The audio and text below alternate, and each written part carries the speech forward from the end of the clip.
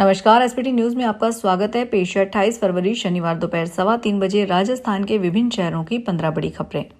प्रधानमंत्री ने अजमेर से 14 वर्ष की आयु की लड़कियों के लिए राष्ट्रव्यापी एचपीवी टीकाकरण अभियान का शुभारंभ किया है। प्रधानमंत्री की मौजूदगी में कुछ स्कूली छात्राओं को वैक्सीन लगाया गया। इसके बाद प्रधानमंत्री ने छात्राओं से संवाद भी किया। मोदी ने कार्यक्रम में शहरी विकास, पेयजल आपूर्ति, सड़क, रेलवे, सिंचाई, ऊर्जा और औद्योगिक बुनियादी ढांचे समेत विभिन्न क्षेत्रों में करीब 16,686 करोड़ रुपए की लागत की 43 प्रमुख परियोजनाओं का लोकार्पण और शिलान्यास किया। इन परियोजनाओं में लगभग 8,554 करोड़ रुपए की 34 परियोजनाएं राज्य सरकार के विभिन्न विभागों से संबंधित है। दिन में फटे कपड़े, थका हुआ चेहरा और लोगों से मदद की गुहार, लेकिन रात होते ही वही शख्स लग्जरी कार में घूमता था और आलीशान जिंदगी जीता था। दुबई से सामने आया यह चौंका देने वाला मामला। रमजान के दौरान सहानुभूतिपूर्ण और दान की भावना का फायदा उठाकर एक व्यक्ति ने खुद को जरूरतमंद दिखाया और लोगों से पैसे जुटाता रहा, लेकिन जब दुबई पुलिस ने जांच की तो सच्चाई बिल्कुल अलग निकली। यह कोई मजबूर भिखारी नहीं बल्कि करोड़ों की संपत्ति जुटाने वाला शातिर ठग निकला। राजस्थान के सीकर जिले में भ्रष्टाचार निरोधक ब्यूरो ने एक बड़ी कार्रवाई को अंजाम देते हुए प्रवर्तन निदेशालय यानी ईडी का फर्जी अधिकारी बनकर वसूली करने वाले एक शख्स को गिरफ्तार किया है। इस शातिर आरोपी ने खुद को ईडी का अधिकारी बताकर एक सीए को डराया और उससे लाखों रुपए की रिश्वत की मांग की। शनिवार को जब आरोपी शेष 13 लाख की भारी भरकम राशि ले रहा था, तभी जयपुर एसीबी की टीम ने उसे जाल बिछाकर रंगे हाथों दबोच लिया। राजस्थान में इस बार सर्दियों की विदाई के साथ ही गर्मी ने यू टर्न लिया है। मार्च का महीना शुरू होने से पहले ही प्रदेश के तापमान ने सामान्य से 6 डिग्री तक की छलांग लगा दी है। होली के त्योहार से पहले ही चिलचिलाती धूप ने लोगों को घरों में कैद होने पर मजबूर कर दिया। मरुधरा में गर्मी का सबसे विकराल रूप पश्चिमी सीमा पर देखने को मिल रहा है, जहां बाड़मेर में अधिकतम तापमान 36.5 डिग्री सेल्सियस दर्ज किया गया है, जो सामान्य से करीब 4.9 डिग्री अधिक है। प्रदेश के लगभग सभी बड़े शहरों में पारा 30 डिग्री की रेखा को पार कर चुका है और मौसम केंद्र जयपुर के अनुसार फिलहाल राहत की कोई उम्मीद नहीं है। दीग जिले के पहाड़ी उपखंड के कैथवाड़ा थाना इलाके में एक विद्यालय के प्रधानाचार्य और सह अध्यापक की ओर से महिला अध्यापिका से हाथापाई, फोन छीनना, बदसलूकी करने का मामला सामने आया है। इस बदसलूकी के बाद अध्यापिका ने जब संबंधित थाने कैथवाड़ा में शिकायत दी तो विद्यालय में थाना अधिकारी ताराचंद शर्मा विद्यालय पहुंचे। पीड़ित अध्यापिका से बोले, स्कूल की बात स्कूल में रहने दो, फालतू में बखेड़ा खड़ा मत करो। जिसके बाद माफीनामा विद्यालय के प्रधानाध्यापक से लिखकर खानापूर्ति करने की बात सामने आई।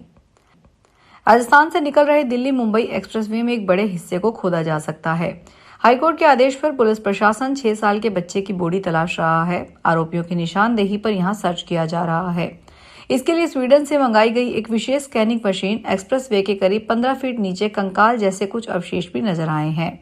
हालांकि इसकी सही जानकारी मशीन के डेटा की रिपोर्ट के बाद मिलेगी। मामला दौसा जिले के बांदीकुई में 6 साल पहले गायब हुए बच्चे प्रिंस बैरवा से जुड़ा है। उज्जैन के विश्व प्रसिद्ध श्री महाकालेश्वर मंदिर में होली 2026 के अवसर पर सुरक्षा और मर्यादा को ध्यान में रखते हुए मंदिर प्रशासन ने बेहद सख्त कदम उठाए हैं। पिछले वर्ष भस्म आरती के दौरान हुई अग्निकांड की घटना से सबक लेते हुए इस बार 2 और 3 मार्च को विशेष नियम लागू किए गए हैं।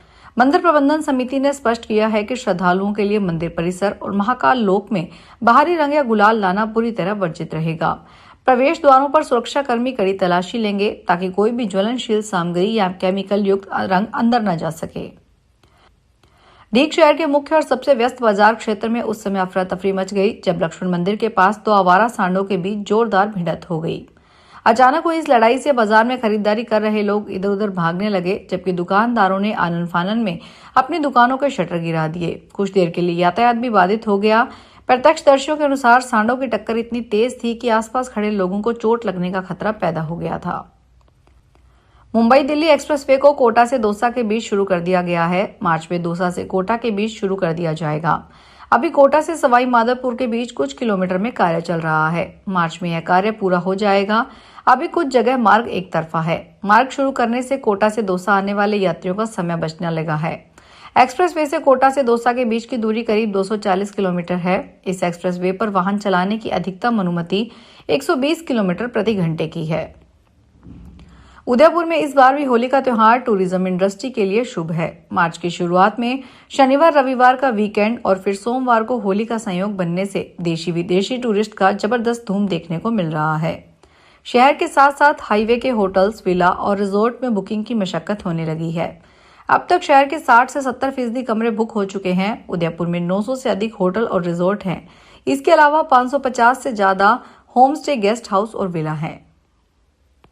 जोधपुर में एक युवक से work from home part time नौकरी के नाम पर ठगी करने का मामला सामने आया है। युवक को नौकरी का झांसा देकर ठग विभिन्न खातों में राशि ट्रांसफर करते रहे। बार बार राशि देने और भी नौकरी नहीं मिलने पर युवक को ठगी का एहसास हुआ। सरदारपुरा थाने में इस गासे के जरिए दी रिपोर्ट में बीएम कॉलेज सरदारपुरा निवासी लोकेंद्र सिंह पुत्र दिलीप सिंह ने बताया कि उनके पास के रहेज कॉर्प के नाम कंपनी से एक टेलीग्राम लिंक एसएमएस के जरिए आया, जिसमें भेजने वाले ने उसे पार्ट टाइम जॉब के बारे में बताया कि आपको इस लिंक पर एक आईडी क्रिएट करनी है, जिस पर आपको रोजाना 1-2 घंटे कार्य करना है। पाली में पड़ोस की युवती को भगा ले जाने पर एक परिवार को ग्रामीणों ने गांव से बाहर कर दिया। इतना ही नहीं, परिवार से यदि कोई बात करता है तो उस पर 5 लाख रुपए जुर्माना भी लगाया गया है। इस मामले में पीड़ित परिवार की ओर से थाने में मामला दर्ज करवाया गया है। आरोप लगाया गया है कि उनके मकान में गंदगी फेंकी गई और हमला भी किया गया। दरअसल 24 साल के युवक को अपने पड़ोस में रहने वाली लड़की से प्यार हो गया। इस पर शादी करने की नीयत से करीब 2 महीने दोनों घर से निकल गए और आर्य समाज में जाकर शादी कर ली। झुंझुनू जिले में बिना टैक्स चुकाए सड़कों पर दौड़ रहे व्यावसायिक वाहनों के खिलाफ परिवहन विभाग ने अपनी कार्रवाई तेज कर दी है। जिला परिवहन अधिकारी मोनू मीना के निर्देशन में विभाग की टीम ने निर्माण कार्यों में प्रयुक्त होने वाले 4 बड़े उपस्कर वाहनों की जब्त कर बड़ी सफलता हासिल की है। इस कार्रवाई से विभाग को करीब 6 लाख रुपए का राजस्व प्राप्त होने की उम्मीद है। परिवहन निरीक्षक रमेश कुमार यादव की अगुवाई में टीम ने विभिन्न स्थानों पर नाकाबंदी और औचक निरीक्षण कर इन वाहनों को पकड़ा है।